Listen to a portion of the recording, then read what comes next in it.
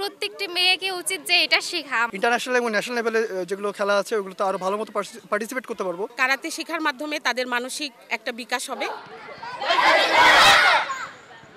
আত্মরক্ষার কৌশল হিসেবে জয়পুরহাটে বেশ জনপ্রিয় কারাতে প্রশিক্ষণ। বিভিন্ন বয়সের ছেলেমেয়েরা যেখানে অংশ নিয়ে থাকে, নিরাপত্তা নিশ্চিত ও মনোবল বৃদ্ধির জন্য অনেকে প্রশিক্ষণ নিলেও প্রায় ৩০ বছর ধরে শিক্ষার্থীরা দেশ বিদেশের বিভিন্ন আসর থেকে পদক আনছেন নিয়মিত।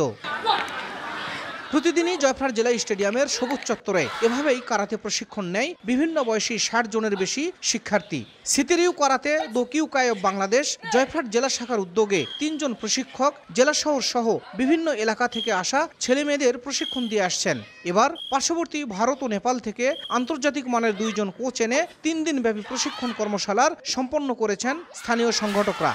মেয়েদের আত্মরক্ষার জন্য এটা আমি বিশেষভাবে মনে করি, মেয়েদের জন্য প্রত্যেকটি মেয়েকে উচিত যে এটা শেখা। ইন্টারন্যাশনাল এবং ন্যাশনাল লেভেলে যেগুলো খেলা আছে ওগুলোতে আরো ভালো মতো পার্টিসিপেট করতে পারবো। এটাই হচ্ছে আমাদের মূল লক্ষ্য। কারাতে শেখার মাধ্যমে তাদের মানসিক একটা বিকাশ হবে এবং সন্ত্রাস, মাদক এইগুলো থেকে যেন বাচ্চারা ফিরে আসতে পারে, আমরা সেই আশা নিয়ে বাচ্চাদেরকে এখানে ভর্তি করেছি।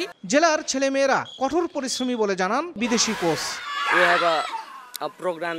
আবহাওয়া খুব একটা সুবিধাজনক না হলেও এখানে কারাতে প্রশিক্ষণ নিতে অনেকেই এসেছে। তারা সবাই বেশ ভালো করছে। কারাতে সম্পর্কে সবারই ভালো ধারণা আছে। তাদের স্ট্যামিনার প্রশংসা করতেই হয়। বেসিক স্কিল সহ বিভিন্ন টেকনিক নিয়ে তাদের সঙ্গে কাজ করেছি।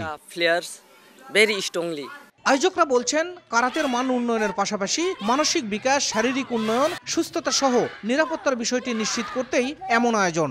যাতে নারী এবং শিশুরা খেলাধুলার পাশাপাশি তাদের শারীরিক উন্নয়ন, মানসিক বিকাশ এবং তাদের সুস্থতা সহ তাদের নিরাপত্তার বিষয়টি যেন তারা নিশ্চিত করতে পারে, এটাই আমাদের প্রচেষ্টা। জেলা ক্রীড়া পক্ষ থেকে সার্বিক সহযোগিতা দিয়ে আসছি, দিব।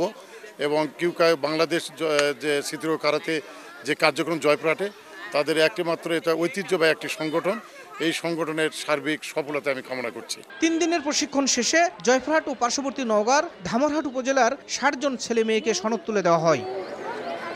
শাহিদুল ইসলাম সবুজ, সময় সংবাদ, জয়পুরহাট।